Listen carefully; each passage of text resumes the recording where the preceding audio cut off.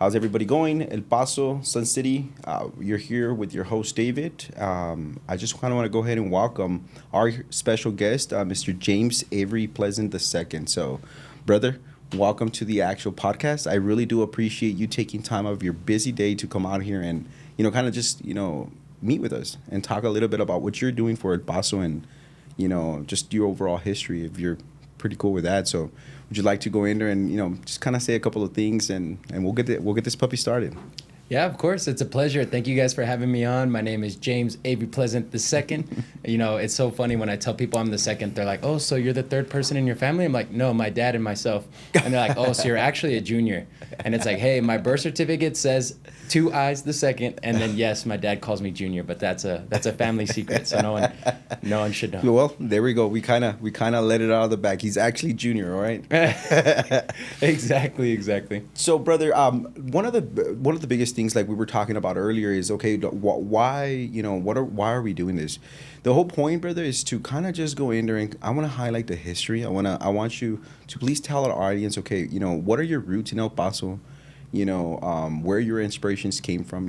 As we see, you're actually, an actual professional MMA fighter. Yes, sir. I mean, that is so cool. That is awesome. But not only that, you also have education. You're an actual, engineer, which is so cool. You're involved. You're an actor. You're involved in the community. And, I would like to kind of go in there and just take this time to, for you to actually share this with the audience, But let's start first and foremost, your roots, your beginnings here in El Paso. Can you kind of walk us through that, brother? Of course. So I'm actually born and raised in El Paso. I'm a military brat. So first one here. Give it up. There you go. Exactly. And, even though I'm from El Paso, I did go to New Mexico State University in New Mexico. Okay. And Las Cruces, I should say. And it's quite funny, when I tell people who aren't from the region, I'm like, yeah, I go to New Mexico State. And they're like, oh, so is that in like America? Do you need a passport? And I'm like, don't get out of here. Really get yes. I'm like, no, New Mexico's in America, guys. It's like, I do go to Juarez sometimes, That, honestly, that's kind of fun. There's a misconception, people that don't know around, they're like, what? That's wild. I've encountered something like that as well. Right. So that's pretty crazy. So you were born here in El Paso. Correct. You went to school from elementary. Did you go to pre-K here? Yeah, I went to pre-K to a private preschool. It's no longer there. It was downtown. I forget what it's called. But so went to the preschool there. Then I went to elementary school at Colberg, the Coyotes. Oh, did you? Okay, yes, sir. okay. And Let me ask you. Do you remember any teacher out there that you like? That you were like, hey, this person. Would you mind? From your elementary, your middle school, and your high school, any teachers that kind of influence you? Why don't you give them a shout out? Who knows? They might still be around, I hope so, and they might be like, wow, that's cool. So it's funny. So a lot of people say, like, I don't remember any of my teachers or anything like that. But I do, dude. I do. Yeah. I could tell you an elementary, a teacher that made an impact, one in middle school and then one in high school. I think I could. Okay, so first grade, Miss Silva, we were the Eagles, 1E, and then second grade, Miss Vanderlinden, third grade, Lord. Miss DeColius, You do. yeah, fourth grade, Miss Stapleton, and then fifth grade, Mr. McMillan. So shout out to all them, man. That is so. Not all of them, but From them, which one was somebody that was like, wow, man, this person, influenced my life at a very young age? Right. So I would say. Definitely Miss Vanderlinden. She was my second grade teacher. She was very kind and loving. And it was actually funny for my birthday this year. We went out to eat. I think we went to Saltgrass, and she was there. And she said, "Do you remember me?" And I was like, "Of course I remember you." And then really? Yeah. She was like, "You're my second grade teacher." I remember it was super cool. She had this. I forget what you call it for the pottery, like the clay machine. Okay. And to this day, my dad still has the product we made. We made Father's Day pen holders out of clay. No, get out of here. And he still has them? He still has it to his day. I go to his office when he's at work, and it's right there. I decorated it like a little dad, and he puts his pins in. Hey, shout out to all dads, Happy belated Father's, Day. Correct. So that's so cool, man. Yeah. So talk to me about middle school. So middle school, that's a little more difficult, because you have... The middle school I went to was Brown Middle School. Well, excuse me, before that I went to Ornado. So the Ornado that I went to is not the Ornado they have now. Really? It was actually the 9th grade center that they have at Franklin. So at the time, Franklin was the main campus, and that side building that they have was Ornado. But that's when they made the new middle school, Brown. And so I went to there, and then it was weird. So going from Ornado, then to Brown, then back to because they turned that to the 9th grade center for Franklin. So it was a lot of change, if you will. Yeah, I mean, those 3, 4 years were a little bit, I could see exactly what you're talking about. Okay, and what teacher influenced you from that, time frame? Okay, that's a little harder now because in middle school, everyone's going through their little phase and stuff. It's Okay, kind of, okay. but I could say at high school, there was definitely some teachers. I'll never forget Miss Okay. Robertson. So Really? I was always in kind of like the GT classes, gifted and Okay, talented, yes. or whatever you call them. And Academically, you were doing good. Right. And I remember there was a teacher I had previous in my junior year who she was not the best teacher. I don't know why she decided to do that. Maybe at first she had inspiration. Maybe that's what she wanted to do, or maybe she just had to do it. But she was not very liked in the school. She would turn down a lot of the students, telling them they weren't smart enough, not good enough. Oh, wow. I remember, every day in class it was kind of belittling every day, right? Telling me I wasn't enough. And then finally, I remember it was my senior year. I took pre-cal, or it was calculus, excuse me, with Miss Robertson, and it was the first week of school. And she said, "James, you didn't turn in your homework." And I said, "Oh, don't worry, I'm gonna drop the class. They just said I have to wait till the second week before I could drop it." And she says, "Why do you want to drop my class?" And I'm like, "I'm not as smart as the other kids, and I'm just gonna I'm gonna, save your time and my time." And then in front of the whole class, she said, "It's not that I don't think you're smart. I just think you're lazy." And everyone in class was like, "Ooh." And I was like, "Okay." How did that make you feel, though? I mean, you're still in your teens. Come on, who knows what they're doing in their teens? Correct. There's so much stuff going on in our heads. Absolutely. Trying to figure out the world and who we are in the world. How did that make you feel? And you'll see what I'm saying, because these kind of questions, I'm basically gonna follow up on, like, how did these affect your pursuit for your career? So I'm kind of just setting the stage, okay? So. Oh, well, I'm a very driven person. Most people who Okay. know me, I'm like, I have so many passions. In high school, I was in orchestra, wrestling, jazz band, and it was a problem. I remember my freshman year, because in 8th grade year, I was all state for orchestra, so I was a bass player, which means Oh, I wow. got first chair, and then all that good stuff, right? Or all region, excuse me, I wasn't that good. I wasn't all state good. But anyway, for all region, I was first chair. And then so when I went to Franklin, the orchestra teacher was very excited, of course, but the same day for all region was also the same day for districts in wrestling, and I was on varsity. So I remember this, my dad loves to tell this story. He was actually telling it on Father's Day as my aunt came down from Iowa to visit, Okay. where basically I would wrestle, and as soon as I was done wrestling, I would change clothes, and my dad would drive me to the other side of town, and we'd have rehearsal for orchestra. Then I'd come back and I'd wrestle. Then I'd go back to the second Get rehearsal. outta here. Then I came and wrestled. In El Paso traffic. In El Paso traffic, exactly. Not as bad at the time, Well, yeah, you're right. Nowadays, with all this construction, things are wilding out. Absolutely. I love the memes that say, "You got to work on yourself like I-10, never ending." I'm like, that's... I've never heard that one, dude. No. I like it, and I'm gonna create a plaque on that. Exactly. It should be on everybody's wall, on everybody's screensaver. But You hear it, El Paso. You heard it from him. Can you say it one more time, brother? it was like, work on yourself like I-10, never ending. Love it, brother. Right. But everything all worked out, and I've always had super supportive parents. My mom and dad, they're always kind of like, I remember my mom said, "You joined orchestra?" I was like, "Yeah." I was like, "What instrument did you pick?" "Bass." And she said, "You picked the largest instrument? It's bigger than you." And, and so always carrying it around was a hassle, right? And As a parent, of course, I have children, but I would be like, well, where am I gonna put this? Yeah. I think that's what, as a parent, my first thought is like, how am I gonna transfer this?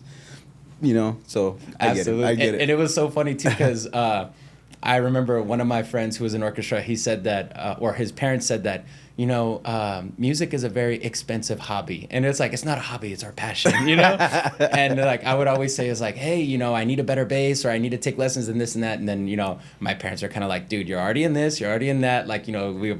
And I'm like, but you don't understand. You're only as good as your instrument allows you to be, because It's the tool. It's the tool. It's like anything. It's like Right. a construction. The better tools you have, the better you're gonna perform. Correct. And then especially when you're like first chair, and then you have like the crappy instrument, and you're like, oh, Okay. There's that added pressure. yeah. The added pressure of like, okay, man, but not, and it's not so much aesthetics. It's just like sound wise, it's like the quality could be so much better if the equipment was better. But I've always been one of those guys. I'll make do with what I have, you know. Brother, let me ask you this question. You're speaking to El Paso, and I hope that there's a lot of individuals who are in high school that are like, hey, how did you juggle this? Because my next question to this is, I want to highlight both your mother and your father, right, and how they influenced you in things.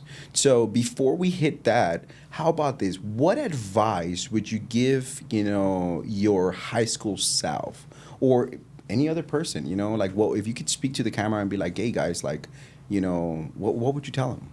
I would just say, do what you love, because once you do what you love, it's like that passion, and people could see it, and it's like you're setting yourself on fire, and you're just out there, and people want to be a part of that. And and it doesn't matter if you don't have the best equipment, it doesn't matter if you're not the best at it. You just keep working at it every day, and it's kind of like little small steps, and over time people are like, whoa, you made giant leaps, and you're like, but every day I just did small steps. It didn't seem like a lot. Consistency. It was consistency. Yeah. So now let me ask you, what would you tell to these, specifically the younger audience, and even individuals that are not young and they're kind of thinking like, man, it seems that, I constantly am hitting a brick wall. Right. I have all of these, things stacked against me. It just feels like I'm getting picked on. It just feels like, like I'm the one that's carrying the entire world. What would you let them know on how to actually go in there and kind of overcome that? Like, I would say that adversity, you know what I'm saying? Adversity. I would say there's beauty in the struggle, and you just gotta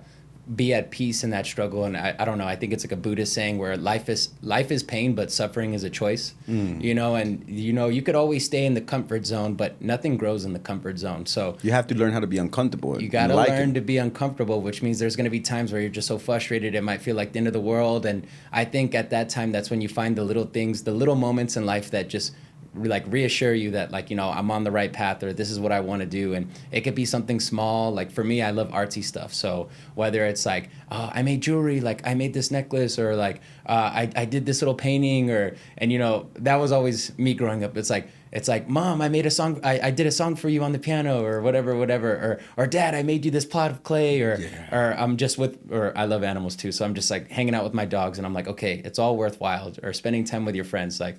This is why I do this. I love to put smiles on other people's face, and I love to just do what I love, And of course, there's going to be times where you're going to have to make sacrifices where everybody wants to be big, but nobody wants to lift weight or go to the gym. And they're always asking like, so what's the secret to losing weight or this and that? I was like, there's no secret. You just got to do it, There you go. You have to be. So in other words, you're saying, hey, be consistent and be focused. Right.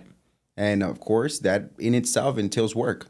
So you got to love the process. You got to love the process, the good and the bad. And you got to understand that I think sometimes we have this false conception of it's just like everything is just going to get better.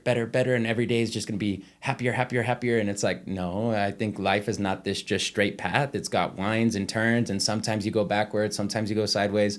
And sometimes, you might do things that you're kind of like, this is a waste of my time, or it's not a waste of your time. Like even... And learning how to relax and wait. Oh, that's my problem. So most definitely. Yeah. And honestly, it's the instant gratification. Yeah. We want things yesterday. Yeah, exactly. You know what I'm saying? So no, I thank you for sharing that with with everybody, for the entire audience, because I think there's some beautiful nuggets in what you just said. I was gonna ask Jaime, is there any possible way that we could pull up? Do we have any videos? We're going to continue talking, but if you have any videos in regards to, James, career when he was younger, I would love for the audience to go in there and kind of catch that. Yes, we have this his fight with Ricky Romo. Oh, okay. That was my pro debut. Yeah, it was an amazing fight. Do you mind if we take a quick look at this? Show everybody. Let's see what we got there.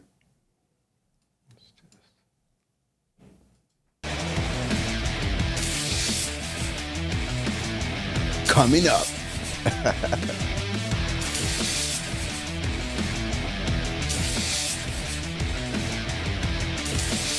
There's that handsome mug. His professional Oh, snap. He stands 6'3.5". You look excited, man. You look comfortable. Hell yeah. Well, I was telling you guys earlier that this was my pro debut, right? Yeah. But I was supposed to have another pro debut with XKO before this with a different opponent, and that opponent dropped the day of, and it was gonna be my first pro fight, and I was gonna be the main event. And the guy decided, like, after the fights had already started, he didn't want to fight for whatever reason he chose. And it was just a bummer, man. Like I was saying earlier, so there's going to be highs and lows, and there's going to be unexpectedness, you know? And so What are you gonna do about it, right? what are you going to do about it? You just got to keep pushing forward. Are you gonna get in the ring? Are you gonna go out there? Exactly. Brother, you're an inspiration. Let's see a little bit about this. I will say for people who are choosing to fight, maybe stay away from the color white. People are telling me I look like I was wearing Pampers or something. I was like, don't make the same mistakes as Huggies? I did. Yeah. No, I mean you look good. But you know what? I'm gonna tell you, you look comfortable. Mm-hmm. I mean, look, no matter what, people are gonna give you flag, but it takes a lot of courage to get in there. Right. You know what I'm saying? And a lot of training, dedication. But my brother, you look comfortable. Yeah, I think the biggest thing is just having fun and being in there and say, it's like, this is what I love to do, you know? What about that nervousness? The audience, you hear them, they're screaming, there's yeah. beer going and walking around, like that guy over there. Yeah, it's funny. I used to have, I used to be a wrestling coach for about 5 years at some of the local gyms here, and the students would ask me the same question. They say, "But I'm nervous. Like, do you get nervous?" And I'm like, "Heck yeah, I get nervous all the time." They're like, "Well, what do you do with that energy?" And I'm like, "You turn that energy and you use it for you guide it for what you need to get done." You know? Exactly. So the confidence comes from the fact that you've trained. Oh, correct. Because there is such thing as a false sense of confidence. Absolutely. And man, I think a lot of people could see right through that, when people are gassing themselves a little too much and you're kind of like, okay, maybe they don't believe in themselves, and so they have to verbally say it so that way they could fool themselves and fool them around them, Yes. But I also think there's a sense of, I always say, like, I love sports because it's where dreams meet reality, right? We all think we're the best until we get put to the test. Exactly. No, and I see exactly what you're doing. I like the way you look very comfortable up there. It's so funny. I look at this fight now and I'm like, man, I've gotten so much better. And I look at it, I'm like, I could have did this, I could have did that, but that is okay. Now let me, like I said, we're gonna continue get little clips throughout the interview. I do want to jump in regards to highlighting, your father and your mother. Mm-hmm. Can you give us some background on them? So my father and mother, right? My dad's from Iowa, my mom's from Florida. So we got the Midwest side of the family, and we got the southern part of the family. Beautiful combination. You're right. They came to El Paso because of military. So when it's here in El Paso, like, I don't really have like a large family. Okay. And it's funny because El Paso is really big on like family, community, raza, Yeah. And so I guess growing up, it was like, man, I just have my mom and dad and my brothers. That's it. And like everyone else is like, I got my cousin, my tío, my primo, abuela or something like that. And and they have like the little get-togethers and like everyone's there. But one thing I will say about El Paso is it's very friendly and everybody's super welcoming, so that's always a plus. And that's so cool. So because you're a traveled man, you've been around, and this is home for you. So that's Yes. pretty cool that you say that, brother. That's Of course, this is my home. It's so fun. I do like it here. It's very safe. I think we do have this kind of small mindset though, and it's like we're like, what is it, the 19th largest city in America? We're not a small town anymore. And honestly, I think that's a paradigm shift that is happening in El Paso. Mm-hmm. Heck, you see it in the I-10. I mean, that's the whole point of what they're trying to do. They're trying to make things bigger because just the sheer number of El Pasoans. El Paso is growing. Right. So. Yeah, that's crazy. But sorry, I don't want to. Please continue. Tell me more about my mom and pa. Yes. That's the important. That's important. I want to. Yeah, no, I've always seen my parents as kind of like Superman and Wonder Woman kind of guys, or women and females. Excuse me. It's inclusive. It's inclusive. Yeah, I like it. Right. No, but they're just always, they're awesome. You know what I mean? Like they both have their masters. They're both very educated. They're both, and when you look at their backgrounds, they came from, I guess, lower income, kind of like. My mom's from like the country and my dad's from the Midwest, also kind of country, and coming to like a city environment, they definitely stepped out of their comfort zones. And, when I go back home and I visit my family, they're always just hyping my parents up about how awesome they are. And I'm kind of, when you're a kid, you're kind of like, yeah. But I guess as you get older, you really start to appreciate and see it. And, I'm just so grateful that I've always had good role models to look after. Brother, that's amazing. I'm so glad that you're really honoring them. Let me ask you this: how have they influenced you now that you've chosen to be a professional, fighter? Right. So my father, he was a wrestler and he was in martial arts his whole life. And really? So, yes. Like I remember I started karate and he would take me all the time. I started when I was 6. He did so many martial arts. I think he did taekwondo, he did boxing, and he was a wrestler, and he was actually a D3 college wrestler in Iowa. Was he? Yeah, he was a Iowa Hawkeye. I think that's wow. what they call Okay. them, Hawkeyes. Okay. There you go. Go Hawkeyes. So Correct. let me ask you this. So, your father's, personal training, because I mean, you're saying he has several disciplines, that Correct. he's studied. Can you tell us a little bit more about that, Right. Growing up, we were always wrestling. Like, I have two brothers, and so it's like all boys. So, so sorry, mom, so it was always just constant fighting. I remember my dad for Christmas one time got us boxing gloves, and we'd be boxing each other, we'd be wrestling each other. And it was always, there was always like, oh, you hurt my ribs. And then like the next day we're still all on top of each other and stuff.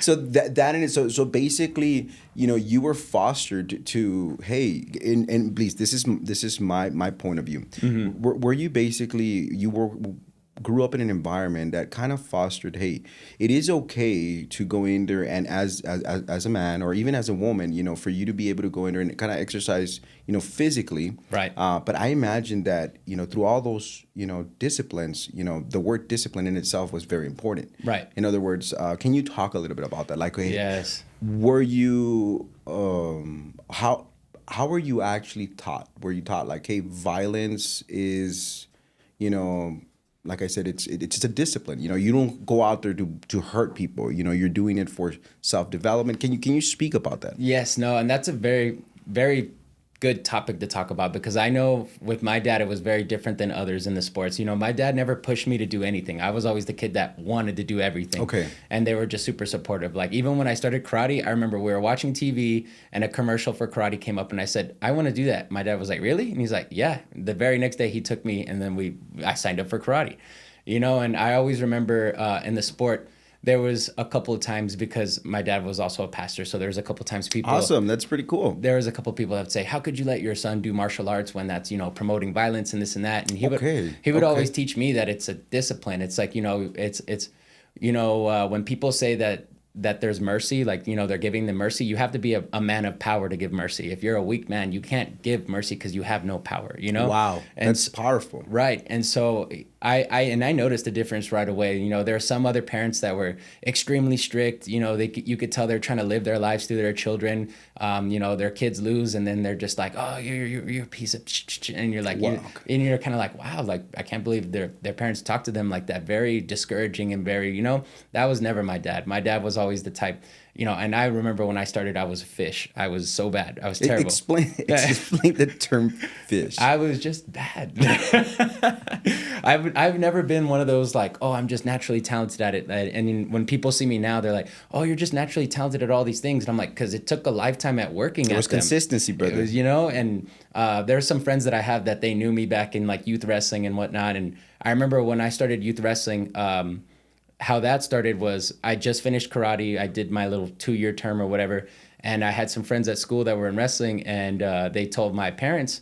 And of course, my dad being in wrestling was like, do you want to do that? And I was like, yeah, sure. So they signed me up. But my dad actually just got deployed to Iraq. So I would say like the first good 8 months of my wrestling career, he wasn't there, and it was bad. And then he came back and he was just like, okay, we got to work on some things, Junior. And I was like, okay, what do I got to work on? He's like, well, everything. But like, I don't want to overwhelm you. Let's just focus on 2 moves, and he taught me the 2-on-1, which is basically like once you get the person down, you're from behind them, you grab their arm with 2 hands, and when the arm's grabbed, that means that there's nothing to protect this side of the body, so you could easily take them down to the floor.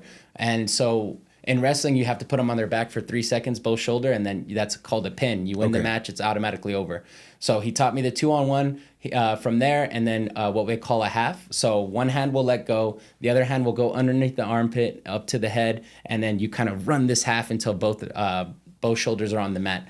And those 2 moves is kind of like my staple. And I remember my dad would always tell me it's basically you got to have your foundation. A lot of the time I think people want to do all these flashy moves and this and that, but if you don't have a solid foundation, it's just like a building. Like everything's just gonna crumble and fall apart.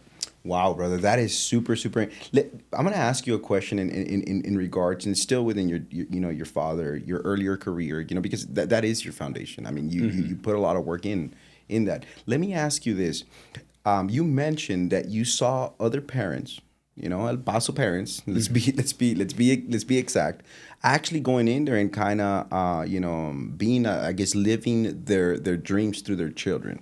Right. Let me ask you in regards to those, because any man that does anything understands that you're not always going to win. Right.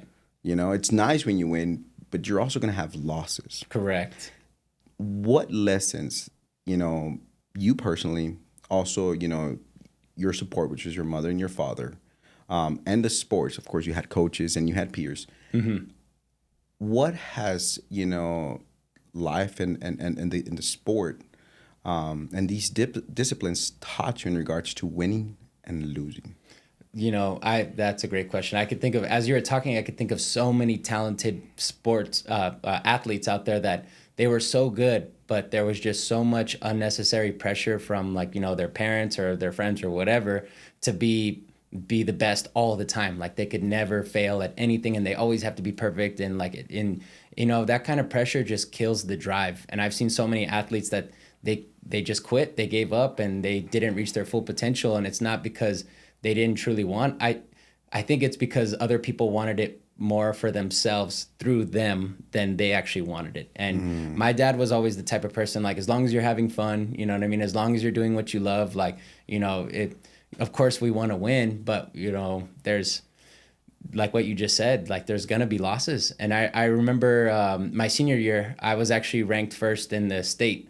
And then, really? Yeah, I was ranked first in the state, and I actually lost in the semifinals to the guy that I had head and armed and pinned at regionals. And it was just devastating. It was kind of like, man, I felt like, everything was taken from me. I was going to get first in the state, and now I had to settle for third. Definitely underestimated that opponent and this and that. And I remember afterwards, I went to the opponent because before the match had started, I guess there were some other people from other teams that are like, oh, this is your semifinal opponent. Like, this is going to be a walk in the park for you, this and that. And they were setting it like in front of him. And I remember how discouraged he looked. And I think that played a mental effect on me. Instead of giving my best, I think instead of giving my best, I was more, kind of concerned for my opponent, which is not necessarily something you'd want. And, my dad always taught me, it's like, you're not trying to break the opponent, break their spirit. You're trying to it sounds bad now that I say it, but it's like, you're not trying to break their spirit. You're trying to break their will. And, it's kind of one of those like, hey, like I've been showing my case. I've been doing my stuff. I've been doing my work. I deserve this. And, I'm going to go in there and just give it my all. And as long as I give it my all and all the hard work's been put in, I know I'm going to get rewarded. And honestly, and basically what you're saying, look, this is a gentleman's sport. Like, right. Of course, it's physical. Mm-hmm. You're going out there, you're basically, going toe to toe with another man. Correct. So in that case, I see exactly what you're talking about because it's deep. And please correct me if I'm wrong. Mm-hmm. Basically what you're saying, we're both going in there. We're actually, competing. Mm-hmm. And in the name of sportsmanship, of course, my intent is to beat you. Right. Of course. Not to go in there and, hurt you, kill you. Yeah. But that's the name of the sport. We will hit each other. Eventually, this is going to continue till either you or I stop. Correct. Or you pin me down. Right. Or, or through a technicality or, or through a KO or whatever it is, that's the entire point. And I think that's the beauty about sports. That's the beauty about being able to do these kind of things. And then, of course, there's other perks that come with that, victories. I mean, that they taste delicious, let's be honest. Yes. So I see exactly what you're saying. And it's so cool that I want to highlight what your dad did, which is like, hey, son, this is a sport because mentally it's training you professionally. And it's so profound that you went in there and you talked about what happened in state because I'm pretty sure that's a lesson that you're not going to forget. No, absolutely. It was definitely one of those. It's like, I think what it came down to is, I guess how I could see it in other areas of my life is, don't lessen your shine to make other people feel better about themselves, because there's, let's face it, there's going to be haters. There's going to be people, there's going to be jealousy. There's going to be people who want what you have. And, if you're kind of like, oh, well, I feel bad because I'm doing good and they're not, let me lower myself. No, that can't be done. You just got to be who you are. And there's always going to be someone who doesn't like that or someone who wants that or someone who feels less than themselves because they haven't accomplished what you have or don't have the confidence you have or the relations you have. You have to stay true to yourself. Stay true to yourself. I love it, love it. Now, from this, I would like to go in there and I want to get into, your current career, can you kind of walk us through, why did you decide to kind of do this? What was it that kind of, because let's be honest, look, you're an educated man. Right. You're a highly educated man. You're a very intelligent man. You're involved in the community. So I want to kind of first touch upon why you went in there and you kind of, decided to go on this track. And then I also kind of want to highlight, like, when is your fight?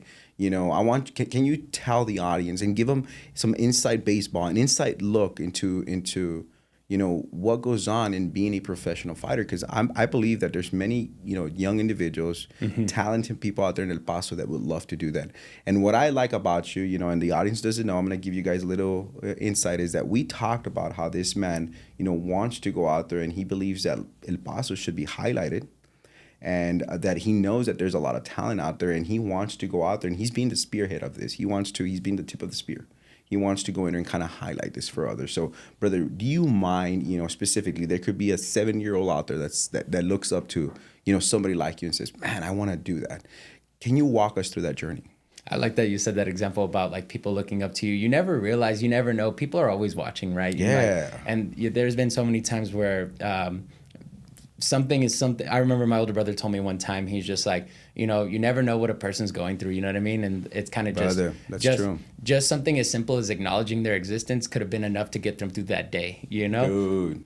But anyway, so the reason I decided to do MMA was I've done martial arts my whole life. So started at karate when I was 6, did wrestling when I was 10, taekwondo when I was 16. And then after I graduated high school, I didn't want to do the whole college wrestling thing. There were some offers to go in like Midwest places, but I have family in the Midwest and I'm sorry, it just wasn't for me. Okay, I didn't want to go. I didn't want to go in like a small town and like in the middle of nowhere. And so I decided to stay home, and then I was going to EPCC, but I still had that itch. Like I still wanted to do something. Okay. And I remember when I was in high school, when I was about 15, 16 years old, I got invited to go train with these guys at this private facility. And it's pretty much most of the guys that I train with nowadays, and they're kind of I would call them like the OGs of the region. Is there any way? Let's give them a shout out. Who give them a shout out? Yeah. Oh, man. I mean, can we? I don't know. I was, of course, like the number one guy I'm gonna give a shout out to is my coach Adi Gamboa. He's the one. Yeah, I met him when I was 17. Of course, I'm gonna give him a shout out. And there's so many others and out there, but I'm just gonna leave it at that because you threw me off guard, and I don't want to miss anybody. You guys are all great.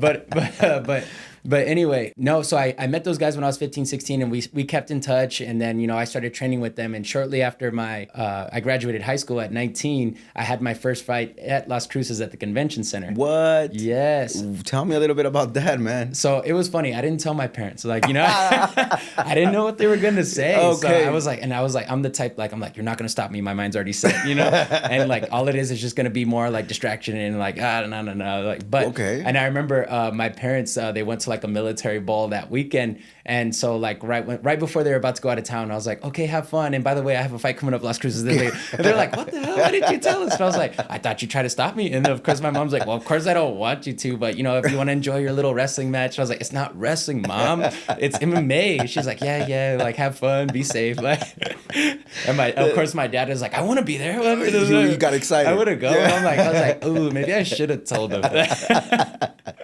But that's wild, man. They've been to just about everyone ever since, So you went in there, you signed up, finally confessed to your parents. They're on their way to the ball, and you're headed up to New Mexico. Right. So what's going on in your mind? I mean, you were like just, pumping yourself up, hyping yourself. Like, what happened there? So that it was crazy because you got to be careful. You got to, and this is one thing in the fight world is, sometimes they'll set you up with opponents that are just a little bit out of your league. And so I remember there is that possibility. Yes. So there's that potential. Oh, okay. Yeah. Okay. There's always going to be a shady promoter out there. Not saying that I had a shady promoter or anything like that, but I remember at the time, they call it, they feed them to the wolves, right? It's kind of just like... It's the luck of the draw. It's the luck of the draw. But if you're smart about it and you have a good team and you have a good matchmaker, they're not going to put you up against someone who's just going to demolish you. So that's important. So later on, as we continue this interview, I want you to kind of talk about that because, the support that you have, through your professionalism, and I think we're kind of highlighting it now. I see what you're saying. If you have a good team behind you, they're going to tell you like, brother, this guy's a killer. It's not wise. You're just starting. don't go up there. No, yes. And so I was a little too eager. I took that fight, and I remember, I'm not going to lie. I'm like, ooh, this is a touchy subject. But I took the fight, and I remember I was 0-0, no fight experience. And I was fighting against a guy who had like, I don't know, like 5 or 8 fights. So he was a little, he was seasoned. little sharper in the teeth. Right. And he already had like a following here and all this and that. And he was like a boxer type. And this is like the number one mistake I think a lot of amateur fighters or fighters that are kind of new to the sport do. Okay. They're not true to themselves, and that's my first fight. I was not true to myself. Like, I'm going against a boxer, I'm a wrestler, and you know he gets me once with the punch, and I'm like, well, I could box too, even though I know my boxing sucks. And kind of okay, so kind of explain that. So because you also prior to this interview, you said something very interesting that you said, hey, you know, as a well-rounded fighter like you, of course, you're gonna study your opponent, and you're gonna be true to yourself to know what strengths of disciplines you have. Right. So therefore, you kind of tailor your style to who your opponent is, because of course, because it's mental. Like Very fighting mental. is mental. You know, Very you have to mental. strategize. So you're new. You just kind of told your parents on the run. Yeah. You're heading over there. Yep. This dude is boxing.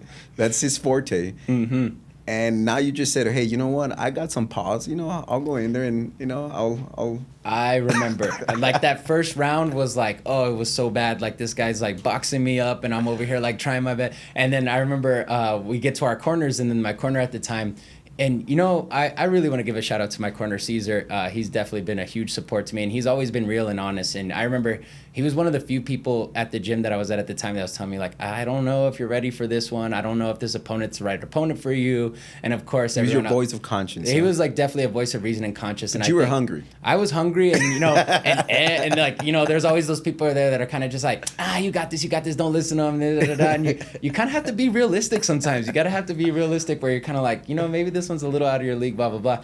But I remember the first round was rough, and then I go to my corner, and I'm over here. He's like, did those punches hurt? And I was like, what? And I said, did those punches hurt? And it was like, and I really thought about it, and I was like, no, they didn't hurt. Like, I guess there's so much adrenaline going on, and You're not feeling it. I was, and I guess at the time I wasn't feeling. And there's some people where, like, you know, they got punched even with the adrenaline, but I guess at the time I said no, and he's like, well, stop acting like a and get out there. And I was like, yes, sir. And then so I remember it like woke me up, and then the second round came in, and I did so much better. I dominated the second round. I took him down because I remembered, I was like, dude, I have a wrestling background. Like, yes, I did karate and I did taekwondo, but my bread and butter at the time was always wrestling. So like, I took the guy down, but I didn't know jiu-jitsu at the time. So I tried going for like rear naked chokes and arm bars, and it was just so sloppy. and then I think there's even a picture somewhere on like my Facebook where I have him against the cage, and I'm like getting the rear naked, and I'm looking at it now, and I'm like, oh, the positions, the hand is all wrong.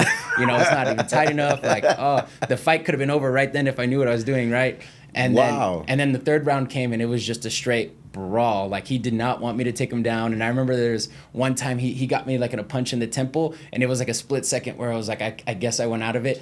But I guess while I kind of like, my eyes rolled back for a second, I threw a punch, and then he walked into it and he went out of it. And so everybody was like, you guys went out of it at like the same time. You know, and then we came back into it, and I remember I lost by a decision, but everybody was like, man, that was a scrap, you know? So let me ask you something, because even though, you know, you lost by decision, this is what I really do believe. Like, as an individual, you know, you got a taste of it. Right. Were you hooked? I was definitely hooked. Unfortunately, at the time, like, our team kind of slowly broke up after that. You know, I think the people who were running the gym, they were going to move to Colorado, so like that kind of fell apart. And then, and so it was one of those, I kind of just focused on other things for a little while. I was still training, but not as regularly and not with a purpose. And I always feel like training to train and training for a competition are two different things. You know, when you're not really competing, you're just having fun and you're learning new things, and it's great. There's nothing wrong with that. But when you're training for a competition, it's a little more realistic. It's a little more pressure. There's a lot more on the line. You have an objective. You have an objective. Like, when you have a goal and objective, it's much more guided and focused and directed, you know? And so that I didn't have my second fight up until 2017. Okay, so during this time frame, Right. what was going through your mind? Like, were you like, man, I want to do this again? Was there that little time where, yes, I'm not putting in my 2 cents, I'm not putting in the time, I'm not putting in the work, I'm not grinding, but in your mind, because look, the results are now. You're a professional. So Right. what was going on in there? So at that time, I was still training, and I was training jujitsu. And so I guess my focus shifted from MMA to just jujitsu. And so I was still working on my craft, but I was doing jujitsu tournaments and whatnot. So I love to compete. So you were still actually competing. I was still competing, just not in MMA. Interesting. Okay. So I was still competing. I was working in gi, and I Wow. personally don't like the gi. I'm so sorry, guys. I was like, I like no gi so much better. It feels so much freer. When you're in gi, like they're holding you by the shirt, and you feel like trapped, and you're like, and no gi, they hold you, and you're all slippery and sweaty, and you like push them off, and you scramble, and you're like, get off me, But anyway, so I was training then, and then I remember some of the old guys from that last spot that we were at. They're like, hey, we're gonna get back together, like the group together. Like, do you want to be a part of it? And I was like, hell yeah, I want to be a part of it. And I remember we had a good run from 2017 all the way until pretty much COVID, and then that just put a slowdown on a lot of things. It was really sad. I think that did it for everybody. You know what I'm saying? So mentally, even though that is happening, how did you overcome that? Because now we're post COVID. What did you do during that time frame? I still trained. Of course, there was that time period from when it was like the quarantine where you really couldn't train.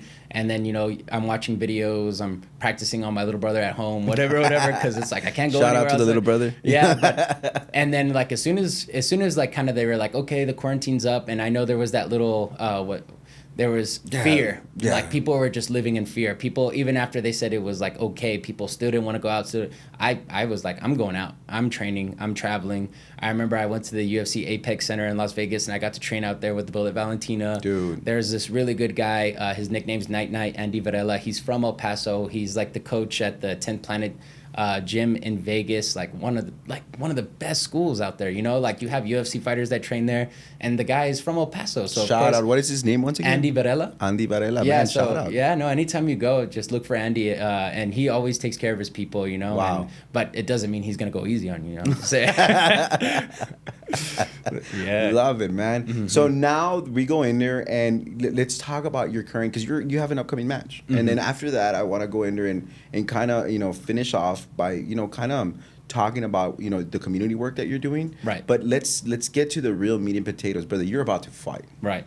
Let's kind of go in there and let's talk about that. If you give us time, date, work, location, that way we can let people from El Paso know, like, hey guys, you guys have an individual who is a local fighter, professional, so that way we can show you some love. Can we go through that, brother? Yeah, absolutely. So the fight's gonna be next Saturday, June 20, or I'll just say June 29th. It's gonna be Saturday, June 29th. And it's going to be at the Las Cruces Convention Center. And so that was the same place I was telling you earlier. That was where I had my first the fight. beginnings. That's the beginning right there. And then I've fought there many times, and it's so awesome. And then when I was an amateur, I got a title fight there for 145 amateur, and I won the belt. So you're right now currently champion holder of the 145. Well, that was amateur. So Amateur, I don't know what happens. I'm sure that's just like... Psh. But now you're going for the 155. Yep, the 155 pro belt. And so I'm the number 2 seed in El Paso, and I'll be facing the number 1 seed in El Paso. So, brother, there you go. It's expected to be a very good fight. It's going to be 5 rounds at 5 minutes, so it's going to be a little different. When I was an amateur... 5 rounds? Yes, sir. 5 minutes. Yes, sir. That's When I was an a long amateur. time, people. That's a long time. A long time, 25 minutes of fighting. I know some of us can't even do 25 minutes of sitting still. But anyway, wow. When I was an amateur, the title fight was 3 minutes, 5 rounds. So, there's going to be a little extra time added in. So this one's definitely going to push us on our skills, and it's also going to push us on our stamina. And Yeah, so that's most definitely definitely. something to look into. I'm so excited. So El Paso, you heard it at the New Mexico Convention Center, June 29th. Do we have a time? Yes, so the doors open at 6 o'clock. The fight started at 7. Because I'm the co-main event, which means I'm the second to last fight, I probably won't get on until maybe around, I'm just going to assume 9-ish. Just depends on how fast the fights go. If everyone's knocking people out, maybe I'll get on there a little bit sooner. Right. But El Paso, I just want to let's do an action call. Hey, man, just please go out there. Let's actually go in there and support, James. And he's in El Paso, man. Let's go out there. Let's go show our support. I think that's going to be something great. And, I mean, that's pretty awesome. So I know for a fact, before we leave, we're going to remind the audience. But now I also want to go in there because that's important. El Paso, we want you to go out there and give some support. Now, let's go in there and can we shift a little bit, you know, in regards to what you do for the community, because it's amazing that you're a fighter. It's amazing that you're a very educated man, you know, but you also do a lot of things for the community, brother. Can we highlight that? Because I want to tell people that to me, it's super impressive. You're such a well-rounded individual. Let's talk about it. You're from here and you do things for the community. Can we kind of just highlight that? Floor is yours, brother. I think, you know, Right. I'm very excited about this part as well. Right. So I like to call myself like multifaceted, right? Like a real Renaissance man, you know. There you go. And you know, they always say that Shakespeare saying, a jack of all trades, but a master of none. But you know how that sentence ends? It's like, but oftentimes better than a master of one. You know, people don't understand know that part. that. Yeah, people don't understand that part. But no, I feel like I want to do so much. I have so many passions. Like, oh, look, there's me right there doing a little thing for Goodwill. Like, so I'm in film and marketing and all that good stuff as well. And so, do you mind if I mean, that's a pretty, I mean, where do you get your haircuts here in El Paso, man? oh, don't even. Let's not go there. Okay, well, we won't. Let's look at this video, though, man. kidding. 'Cause it looks dope, though. That's what I'm saying, man. It looks fresh. So just in case you guys didn't know, every week they put out a new different color barb. Today's color barb is the color blue. Any item on the store that has this color right here is gonna be 50% off. How cool is that? So today we're gonna go around the store and check everything out just to see what they got. Come on, let's go. All right, so look at what we have here. We have a nice blazer with a blue barb. And normally this would come out to $12.99, but because it's 50% off today, that makes it $6.48. Love it. They're like, he's an engineer, Oh, he can't, look man. what we have here. A nice blue tag, so you know what that means, 50% off. And because it comes out to only $7.99 for this 3-piece cut glass set, perfect for your bourbon or whiskey, it's only gonna come out to $3.99.5? We'll say $3.99, how about that? But anyway, this is a 3-piece cut glass, and just for you guys who don't know, cut glass is actually very highly collectible. So keep that in mind whenever you go out for your thrift or hacks. All right, so I'm seeing a nice little toy right here with the blue tag. A little baby toy I could probably get for my nephew. Opening it up here. And hey, look, they also have lamps too, so I can get toys and furniture. It's not plugged in. Hey guys. Oh man, I'm sorry. I almost forgot that you're still with us. I was a little distracted looking at all the cool items they have at the store today. So remember, today's thrift hack for today is keep a lookout for all the colored barbs, colored tags, 50% off on all the items with that color for the specific week. And they're changing out the colors every week, which means every week there's gonna be a new item for 50% off. Feel free to visit the stores in El Paso and Las Cruces and bring good home. Brother, that is pretty cool, man. You know? I'm all So like- how did you even end up landing doing that? I mean, that's pretty cool highlight, you know? Right. Man, I'm the type, like, I look at past work and I'm like, cringe. I'm like, ooh, it was so cringy. But no, so I've been doing film since 2017. So at New Mexico State University, they have this program called CMI. CMI. Yes, for Creative Media Industry. Creative Media Industry. Okay. Right, and so my senior year while I was over there, and mind you, I was going for electrical engineer, and so nothing related to creative media. And I was on campus and I saw these people with cameras and all this, and I said, what are you guys doing? They're like, oh, we're doing a film for class. And I was like, I want to be a part of this. And they're like, come Saturday for auditions. And so they had on the table all spread out all these different scripts, and you had to pick 3 of them, like, and they had genres, right? Like sad, drama, whatever. I think I picked like a funny one, a drama one, and like a flirty one. Yeah. And then I went and auditioned, and they were like, whoa, you're a natural, like, how long have you been in CMI? And I'm like, I'm not. And they're like, well, you got to change your major. And I'm like, I graduate this semester. I'm not changing nothing, like, you know? And so they wanted to pull you to the arts, correct? The arts, but I've always been an artsy guy, and Yeah. I think I get that from my dad. He's always into like drawing and stuff like Really? that. Yeah. Anyway, I started doing short films with them, and I remember my first short film I did, blind date. I was on a blind date, and it was at the Anson 11 on the 2nd floor. I don't know how they got that, but we did a blind date there, and I was blind in the short film, and it was supposed to be comedy. And after that, I just started getting involved with all the local film guys, and you know, it turned to like just short films. To I was an extra, a paid extra. No, I was a paid extra on set for what's that golfing movie with George Lopez that he came in? It was in Las Cruces. I don't know. Can we pull it up? Yeah, Walking with Herb. So Walking with Herb. Okay. I was a paid extra in Walking with Herb, and I come out a few times. I was a caddy. Really? And, yeah, I was. And it's oh man, my mom is so supportive. She when the movie came out on DVD, she bought it for me for Christmas, and then you know we had our cousin over or whatever, and we played it, and every time we recorded ourselves watching it, and every time like I came on, it was like, oh, there you go, that's my baby, that's my baby. I was like, ah! That's super exciting, and that's super cool. I mean, what would you tell individuals that actually want to kind of also explore? Because you know, El Paso is filled with people with many different artistic talents. Right. My question to you is like, what would you tell them? Like, have fun with it, or don't over stress about it. Yeah, have fun with it for sure, because like.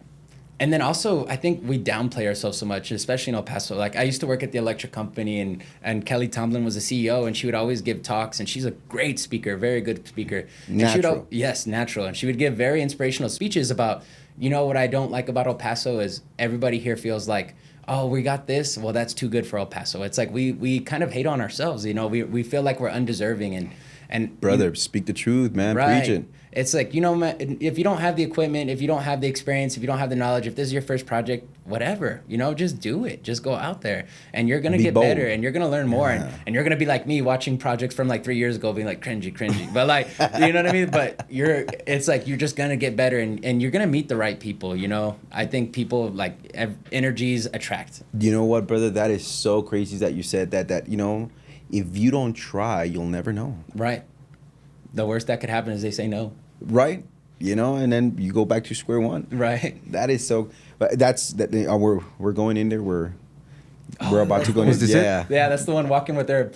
Oh, so that lady right there, I forget her name. She is a sweetheart, the best on set. Like, so there's a scene where basically the main character is golfing, right, and she plays the wife, and she's in the crowd with all the extras. And I remember I was there with a friend, and we were just talking to her the whole time because we thought she was just a normal person. And she was so down to earth. She was so nice. And then she's like, and they're like, all right, get on set. We need you really quickly. And then she said, hold on, boys, I'll be right back. And we're like, oh, you're a celebrity, Wow. And she was just so humble. Everybody on set was great.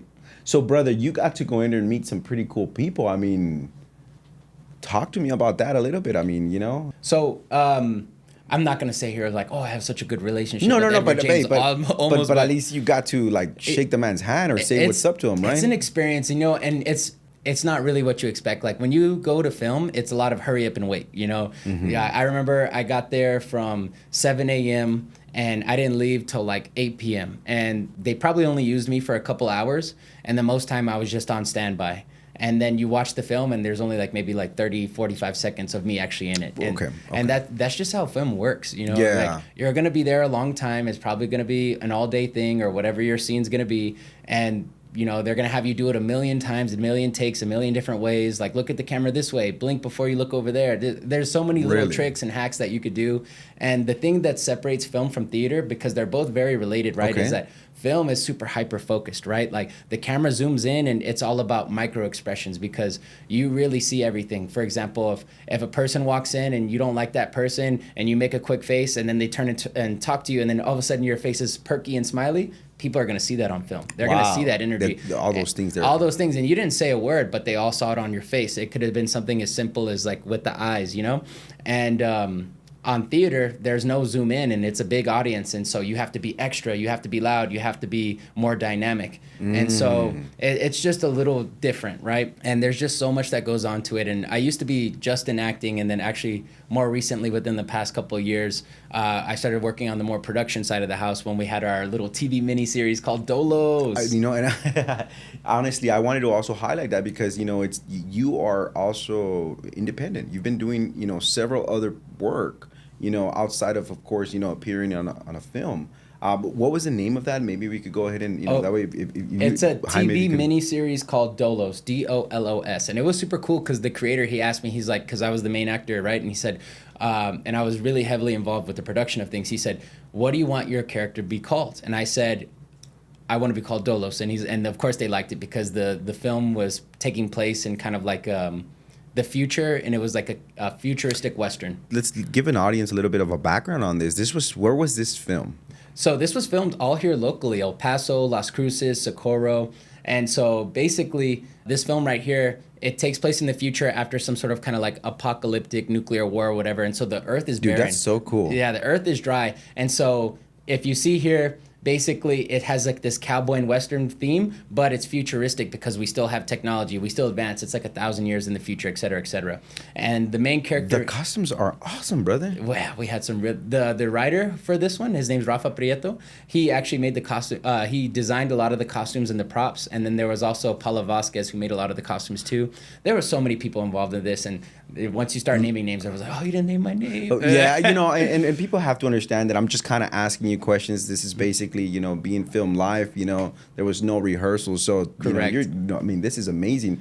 Is there any way that we could catch like a little small clip, or is it just stills that we're looking at? If you go to my Instagram, Young Avery 12, Young Avery 12, Yeah, there you 12. Everyone knows that. No, honestly, go ahead and say that, so people could go in there and, like you, at least if they can't make it to the actual fight. Look, another call to action, El Paso. Why don't you just, simply let's share this man's social media presence. Let's make him blow up. Let's actually go in there and highlight, some positiveness right here in El Paso. So I don't know if we're able to, because that's you right there, right? Yes, that's me. And so that's funny because so how all this started was there was a 48-hour film festival, which basically means you have 2 days to put a film together. You submit it for a film festival, and then they grade it. And we actually got disqualified because we used prop guns, and this was right after Alec Baldwin did that thing where he shot a guy or whatever. So like, get out of here! Really, you guys got nicked on that? We got Where nicked. is this? I think I recognize that. Is that over there by Sunland? Yes, over there by Sunland, because that they have train tracks there, and so we went to the desert, and we wanted the train tracks even if we can't be on them or near them, we at least want them in the background so that way people can understand. That is so cool. People in El Paso need to go in there and be so proud about the kind of this stuff. The whole reason we want to highlight this is so that people in El Paso know, man, that's cool. It's just film right here, And I want individuals to be able to go in there and, try it. You're so bold, brother. You're an inspiration. You truly are. I don't know if we're able to go in there and find a video. But I do want to remind people, June 29th at the New Mexico Convention Center, the doors open at 6 p.m. Go out there, man, and actually let's support, our local fighters. And of course, number one, let's go root for James. I know you're gonna win, brother. You're gonna get that Yes, bout, that please. 155. Let me go ahead and send you the link, Jamie. Let's talk, because I told you that before we kind of ended. I want to know, a little bit more about your professional career, and then not only that, what are your actual future, endeavors? And then also, can we let the audience know the struggles? Because people think that, hey, what, it's like boxing, because boxing is here huge in El Paso. It has a huge presence. So if we could touch about those three things. Number one, what are your current future goals?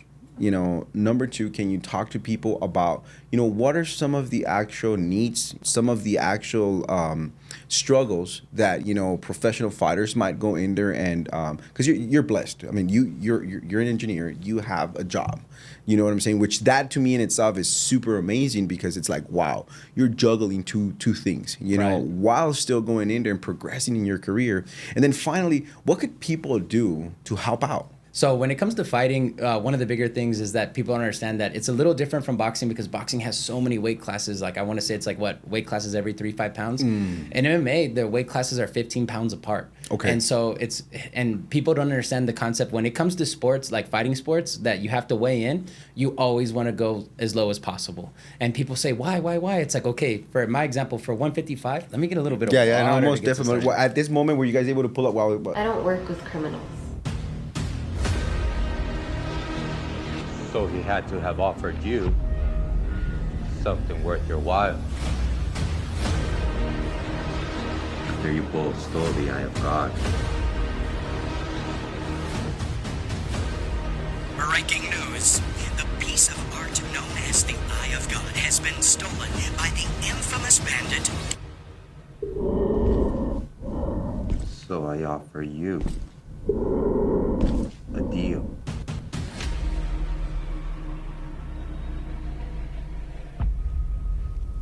That was pretty sick, dude. Yeah, so that was the latest episode that we put out for Dolos, and it aired on the CW. El Paso, There's 4 Las Cruces. parts. There's already 4 parts to There's it. 4 parts to it, and so the whole goal of this one, because it was a passion project, and it basically means that we didn't have a budget, you know. Dude, fire. Yeah, so everything, like from the locations to the actors, everybody like contributed their time, right, which we really appreciated, and All local.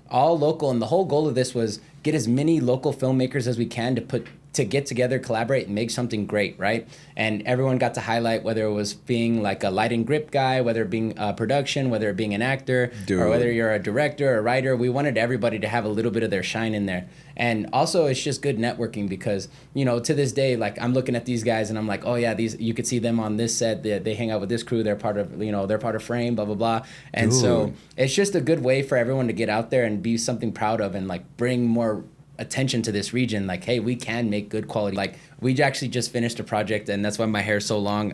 I told myself I was gonna cut it, but I haven't had a chance to just yet. Look, brother, but I'm gonna be honest. If people from El Paso get in there, they begin to like it, and you guys go in there and create a buzz, I'm telling you, man, we need to support our local actors, our local talent. So, call to action, El Paso. Go out there, like it, follow it, watch it. That's so true. And, you know, if you really think about it, martial arts, that's an art form in itself. And you know how people can support liking, sharing, attending the events? That's the biggest thing. And just showing up, even if you don't really like it. And there are so many of my friends where they tell me, like, I don't like fighting, I don't like this, but I go to support you. Or you know what, I told all my friends and one person bought a ticket. And I'm like, that's still support. You know? Now, let me go in there and ask you. So let's say that we have individuals, which is super awesome. Like, we need, you know, and we want people from El Paso to say, hey, you know what, let's go in there and let's make this happen. Mm-hmm. You know, now, and give the support. But what about businesses, brother? What if there is businesses that want to go out there and they're like, hey, man, I was inspired by this actual interview. I like what I saw. How can they get in touch with you? Mm-hmm. How can they also go in there and actually support you and help you out, brother? Because we still have to go in there and please, I think before you kind of answer that, or if you want to answer it, you do whatever you want. Can you go in there and let them know why, like, you know, this sport is hard on some individuals? You know, you're blessed in a sense, but for some other individuals, it can be difficult. No. Can you speak to those two things? It's super challenging because not only is it physically taxing on the body, you know, whether you're training, you're cutting weight, whatever, it's emotionally challenging. You know, you go from a loss and like, how do you recover from there? Life happens outside of whatever you're doing, you know, like maybe there's a loss in the family, maybe there's a breakup, whatever, you know, it's difficult to stay motivated and driven in rough times like that. And then it's just so mentally exhausting and taxing as well. And I am blessed. I do have a job, and it's really hard for fighters because a lot of fighters don't have the income to support themselves. And there's not a whole lot of promotions in this region. Like, yes, I have this fight in Las Cruces, but you got to understand, most of my fights are out of town. I have to travel to like Dallas, Arizona. They have fights in Colorado, and those are just the closest ones to us, which means there's going to be expenses. And usually it's not like the fighters traveling alone. They have to bring their coaches, their cut man, and then they have to pay for all their equipment, whether it be a mouthpiece or gloves or et cetera, et cetera. They make you do the outfit. You know, your fight shirts, your fight shorts, the banner. The promoters always encourage you to sell tickets because at the end of the day, it's a business. Like, yes, you could be a good fighter, but they also want to make money off the promotion. So, you know, when people buy tickets, you're really helping them out, you know, and I don't think people understand that the struggle in that regard. And then on top of that, all the medical expenses, and this is pre-fight, because of course there's going to be medical expenses after the fight. Things happen, you know, you get a cut or a gash, or God forbid something breaks and you have to go get that checked out. Before the fight even happens, you have to get eye exams, blood work, medical checkups, and then also, you know, just their daily living fees of their per diems of, like, you know, having a nutritionist, having a personal trainer. I train at a private facility, so we don't even have we don't have a cage and all this other stuff. And, you know, it's not like we're in Vegas where you have like all these UFC fighters here and there. We have very limited resources here. And so a lot of the time, I have had to travel to train. I've had to travel to Arizona or other places to get some quality training in, or this and that. Not saying there's not talent here, but, you know, you don't want to always be just a big fish in a small pond. And you know what also happens is, even when there is good guys in your region, you guys get so accustomed to yourself that you kind of know each other's movements and moves. You want to go out there and you don't want to stay comfortable. Challenge yourself. You want to be uncomfortable. And I think literally what you're saying, you know, also is El Paso, hey, you know, this is something that through the local, at the grassroots, individually, El Pasoans could go in there and, you could basically buy our want. As an El Pasoan, depending on what I support, that in itself is where the actual true power is. We as individuals could go in there and actually change and say, hey, you know what? I want to go in there and see a bigger UFC presence. I want that type of entertainment to come here, that talent to get here, but it's not here. So, a lot of, they're like, there's in El Paso, all you get to do is just drink, and in all reality, there's other stuff, there's a lot of things that we can choose by supporting, because with our money, with our wallet, we truly are the ones that could basically go in there and say, this is what we want. Absolutely, and there's so much support out there that I've gotten from the community, and I really appreciate all of you guys. I've had people where, anytime I've had a local fight here in New Mexico, they go, whether it's in Albuquerque or Las Cruces, and and I understand not everyone has the opportunity to go, but just sharing it amongst your friends and giving even a small donation to the fighters, that it goes a long way. It really does help. And then for other businesses out there that could help, just ask Warrior Allegiance right here. These guys are a sponsor and they're super great. I really appreciate them because, not only is like just this podcast that's bringing awareness, that's letting people know, letting people see a little bit of insight of what it's like to chase your dreams. And then when you're chasing your dreams, it's not always going to be an easy path. Yeah, butterflies and rainbows, but you're right. There's gonna be some struggle, and that's what it is. That's the grind. Yeah, it's you gotta get up there and grind. Look, brother, this was an amazing interview. I really do appreciate you, my man. I really do. One of the things that I do want to go before we go in there and close out. Can you once again tell them? Can you give us where can they follow you? How can people get connected to you? Can you just look at the camera and just let them know? Be like, hey, everybody.